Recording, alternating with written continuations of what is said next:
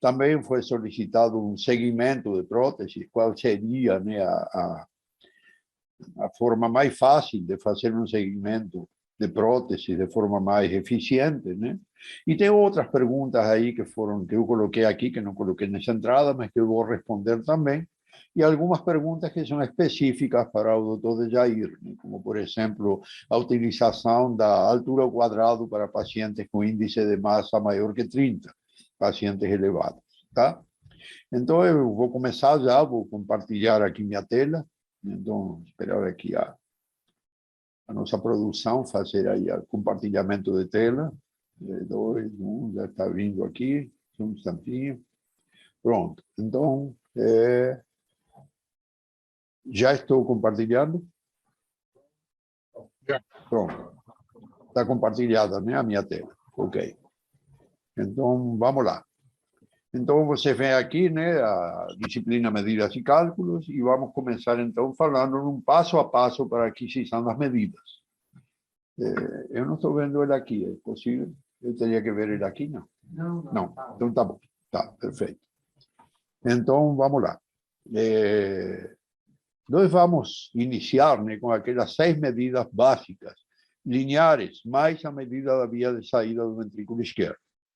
Com essas 6 medidas básicas, que são espessura do septo parede, diâmetros do ventrículo esquerdo, aorta e átrio, acrescentado a via de saída do ventrículo esquerdo, nós fazemos praticamente todas as medidas que nós precisamos no dia a dia, né? No decorrer do dia a dia. Obviamente que existem outras, né, que podem ser acrescentadas aí, mas com essas nós fazemos a maioria. Então, vejam aqui. Nós usamos de rotina, podemos usar até o modo M, se quisermos, mas é mais conveniente a utilização do eco bidimensional na posição para external longitudinal. Com isso, nós vamos conseguir a maioria das medidas que nós precisamos.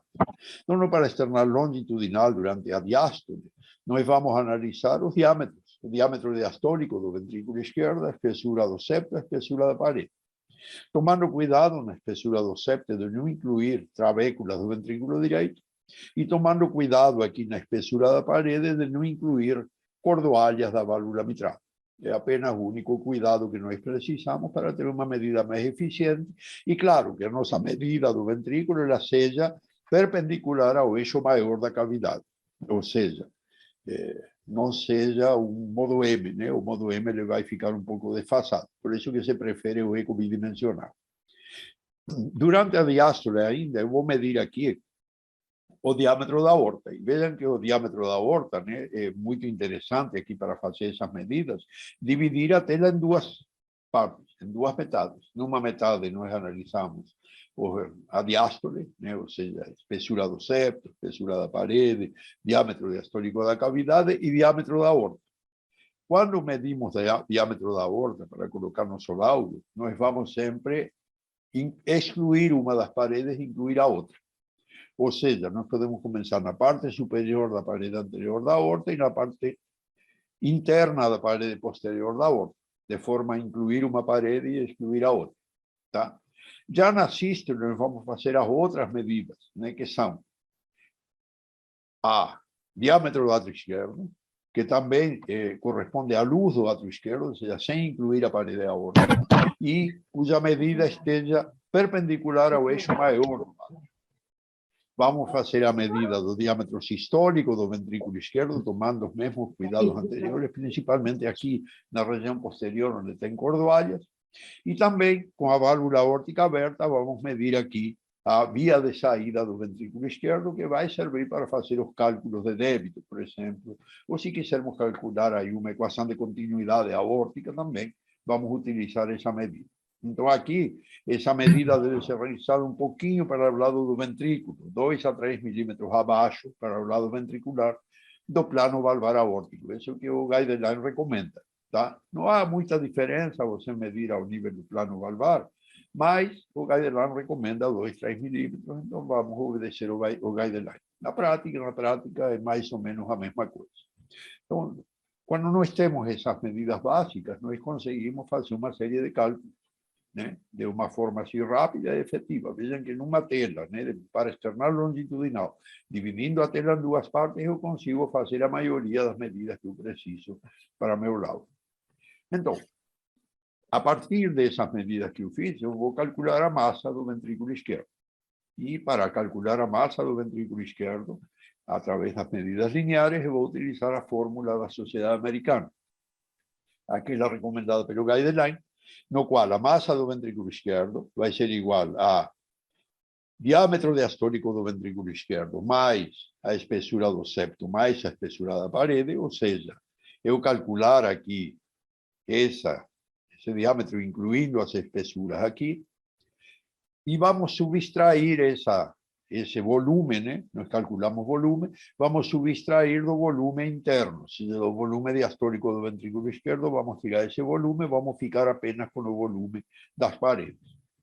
Dessa forma, né, utilizando esse método do diâmetro ao cubo, né, que embora seja falho, mas que é recomendado pela sociedade, nós vamos transformar esse volume que é obtido em mililitros em gramas, ou seja, nós vamos transformar isso em peso do miocárdio. E como é que nós fazemos isso? Multiplicando pela densidade do miocárdio. E a densidade do miocárdio aparece aqui. Esse número 1,04 corresponde à densidade do miocárdio, um fator de correção, então, que me transforma o volume das paredes do ventrículo esquerdo em gramas, em peso. Ainda mais, nós aplicamos uma segunda fórmula, segundo elemento, que corresponde aqui a 0,8, que é uma correção para uma superestimação de 20%, que o diâmetro ao cubo provoca nesse volume. Então, nós abaixamos esse aí, multiplicando por 0,8, para corrigir essa superestimação de 20%.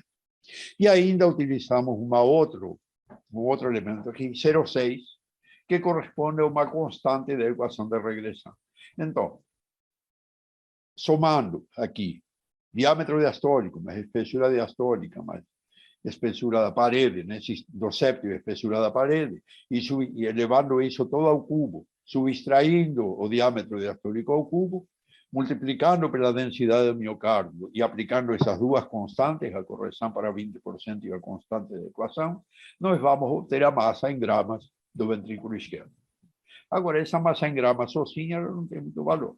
Nós vamos ter que indexar essa massa para a superfície corporal do paciente, né? Para nós podermos adequar para cada paciente.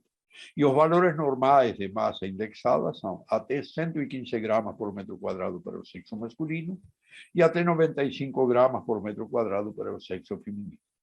Esses seriam os valores de referência para o cálculo da massa ventricular esquerda. Vejam que a massa miocárdica estimada pelo modo M, não guiado pelo ECO 2D, costuma superestimar ainda mais a massa. Então, não seria tão adequado, seria melhor fazer pelo ECO 2D. E todos os métodos lineares levaram em consideração que elevam, né, os diâmetros e as espessuras ao cubo. Portanto, pequenas diferenças de medida podem representar relativamente grandes erros no cálculo da massa. Muito bem, isso se aplica na maioria dos indivíduos normais.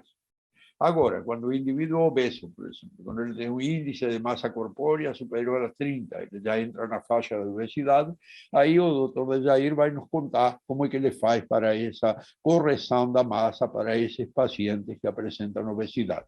Essa foi uma das perguntas também, né, que não listei aqui, mas que está presente na nossa live de hoje. Então, Jair, por favor, vê aí. Uhum. Quando a pessoa tem um índice de massa acima de 30, que esse é o ponto de corte dos trabalhos que tem na literatura, você tem uma superfície corpórea aumentada. Então, na verdade, você vai subestimar a presença da hipertrofia. Porque você vai ter se você pegar, por exemplo, 115 e dividir pela superfície corpórea do indivíduo obeso acima de 30, você vai dar um valor de corte para o sexo masculino menor do que 115 e menor do que 95 para mulheres. Então, a gente faz esse cálculo com a mesma fórmula, apenas em vez de usar a superfície corpórea, porque ela está superestimada pelo aumento do peso do paciente, a gente utiliza a altura elevado a 2,3. Eu não sei de cabeça assim um valor específico, mas isso é fácil de saber. Tem lá nas diretrizes, está lá escrito nos trabalhos. Mas é isso. O importante é que você faça, toda vez que tiver um MC acima de 30, que seria o ponto de corte, você utiliza a altura elevada a 2,3, que vai dar um valor que eu não tenho assim de cabeça agora, não, porque isso está no relatório. Ok? A mesma coisa a gente utiliza para outras medidas que a gente vai falar mais para frente. Quero apenas acrescentar o seguinte: lá no diâmetro da aorta, no diâmetro do átrio esquerdo, anteroposterior e do diâmetro do ventrículo esquerdo, todas as medidas são feitas perpendicularmente ao eixo longo da cavidade do ventrículo esquerdo, ao eixo longo da cavidade do átrio esquerdo e ao eixo longo da aorta, perpendicular às paredes da aorta. As diretrizes, como o Castilho falou, de dentro para fora ou de fora para dentro, hoje eles assumem que pode ser parede a parede. Está no mesmo, é a mesma coisa, não tem diferença, não.